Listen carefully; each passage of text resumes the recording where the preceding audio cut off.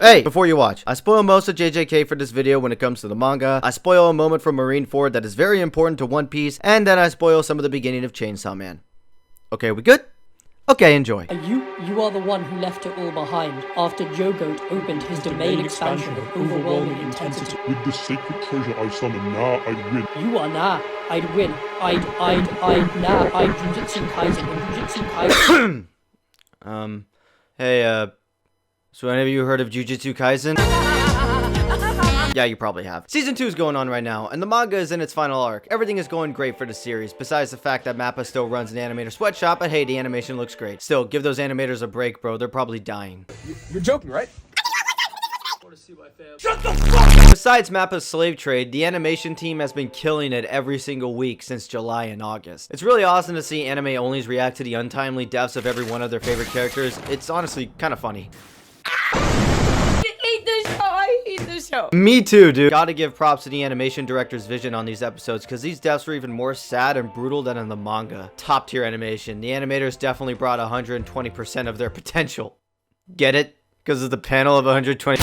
On the manga side, by the way, spoilers for the manga. I mean, I've already kind of spoiled a little bit. But yeah, spoilers if you aren't caught up. Gege has been acting like a fool ever since this whole Gojo versus Sukuna battle. Like, everything just went insane after Gege gaslit everyone into thinking that Gojo won the battle. Like, everything has just been off the rails. It's been fun, but one thing that caught my attention most of all was what the fandom was doing after Gojo's death. We have memorials of Gojo that popped up. We have fanfics that are just pages of people writing Gojo will live, Gojo will live, Gojo will live. In short, the Jujutsu Kaisen fan base has broken down and they aren't able to recover. It's like Humpty Dumpty, but instead of falling off a wall, he fell into the Grand Canyon and he basically just got eaten alive. I'll say this. You can thank the great Gege Atukame for traumatizing a whole generation of manga readers and anime watchers. By the way, this death was felt by so many other people. Another manga artist named Kenjiro Hata put his current manga on hiatus due to the chapter being too shocking. This stupid fucking cat, man, I swear to God. He made all of these people lose their shit because this is one of the first times we have a creator who is willing to kill off popular, highly loved, and incredibly marketable characters. I mean, we also got Chainsaw Man, and to be honest, the deaths in Chainsaw Man can hurt even more, but Jujutsu Kaisen is just unfair and uncalled for at times. Like, other series do kill off some of their popular characters, like Oda killing off Ace in One Piece, but like, Gege just got rid of 3 different characters back to back in just one arc. And I know Todo isn't actually confirmed to be dead, but the way he got pushed out of the story after the Maito fight was just a dick move. I bet you Gege and Fujimoto sit alone in their rooms at night and violently laugh seeing how many people they hurt from their respective mangas. That's pretty much the gist of why the JJK fans are just so unhinged. It's because their favorite writer of the story is also fucking insane. And what's worse is that it doesn't even end here. I decided to go on to TikTok.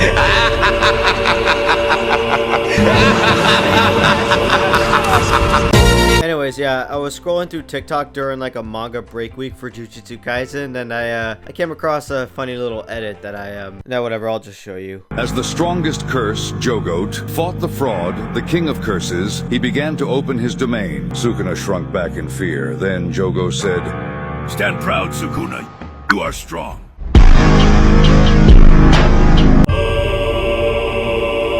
I'm still having trouble trying to understand this. Nah, I'd win. Let me just paint a little picture. Jogo died in the manga like years ago, and he just recently died in the anime. Yet there is this weird underground agenda against him that he is the strongest. Like, I get it. It's obviously a joke, but it's been going on for like an entire 2 months now, and it hasn't stopped. The main part of this meme that took over was the edited manga panel of Gojo going, "Nah, I'd win," and Jogo being morphed into it. What do I call this? What do I call this thing? Gogo or Jojo or the fuck am I saying? Sorry. It has been very interesting since the untimely and unfortunate death of our favorite blue-eyed princess. To cope with this tragic loss, we have JJK fans from all over the world who started making their own silly little edits in hopes to forget about that tragic day when chapter 236 was officially leaked. It's not an easy thing to handle, man. A character who was built up since the very beginning to be the strongest character turns out to not actually be the strongest. Yeah, I'd be pretty upset too. Listen, Gojo said himself that he was going to win, but in the end his ass didn't and he was caught lying. On the ground. Dead. 'Cause he's a loser. get packed up. These edits are usually made on break weeks when the readers of the manga are at their most insane. I will say, this whole like Lobotomy Kaisen joke trend won't get old unless Gege decided to play the ending safe. Because if he keeps throwing out curveball chapters like this and doing weekly breaks, this shit will persist, and I think it will only get more insane and a little bit more funnier. They took Gojo's Nah, I'd Win panel from when after he got unsealed, and well, here, I'll let the horrors speak for themselves.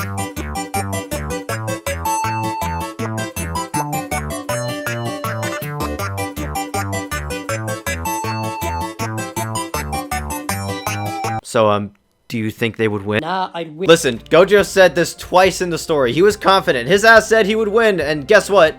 He fucking didn't. It spread beyond this panel, but you know, so many of these posts are going to keep getting more incomprehensible until the series ends. After Stan Proud opened up his domain, he said, you are strong because you are, I am you. Or are you the one who left it all behind? And his overwhelming... Like, what the fuck is this? Can someone explain to me? Another joke for the Lobotomy Kaisen core pile is how Megumi has been edging his strongest Shikigami Mahoraga since the start of the story. Obviously, the funny part about that is the one time he does summon Mahoraga, it's for Haruta, or I don't know how to pronounce his name. I'm sorry if I'm butchering it. Actually, I'm not sorry. Fuck this guy.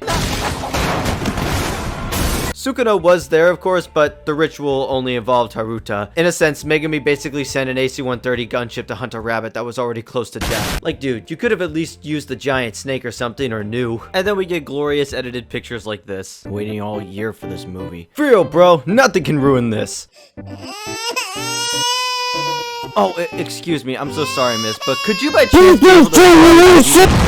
Alright, well, that's all I gotta say on this weird little trend going on within the JJK fanbase. I really do hope the manga doesn't end too soon because I want more of these kinds of posts to keep getting made. It's just so much fun to see what people can come up with. Reverse script technique really did save me, huh? I'm just edging to do it already. It's going in!